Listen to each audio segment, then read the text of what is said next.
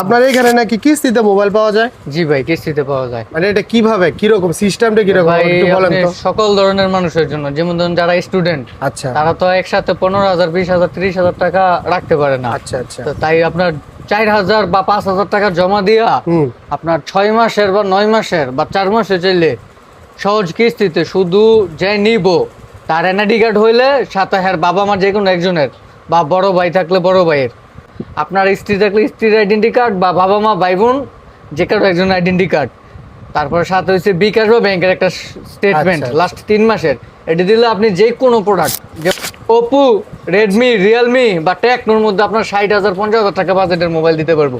আচ্ছা, ধরো আমি একটা 50,000 টাকা দামের মোবাইল কিনলাম। 50,000 টাকার একটা তবে মোবাইল down নিলে payment কত ডাউন দিতে পেমেন্ট সর্বোচ্চ 10,000 টাকার ভিতরে আচ্ছা, দিতে হবে। 50,000 টাকার সেট নিলে 10,000 10,000 টাকা দিতে হবে। আর যদি ধরো আমি এই 20,000 টাকার কোনো সেট নিলাম, তাহলে আপনার 4 থেকে 5,000 টাকা 4 থেকে 5,000 টাকা। আপনি চাইলে ওপোর মধ্যে নিতে পারেন।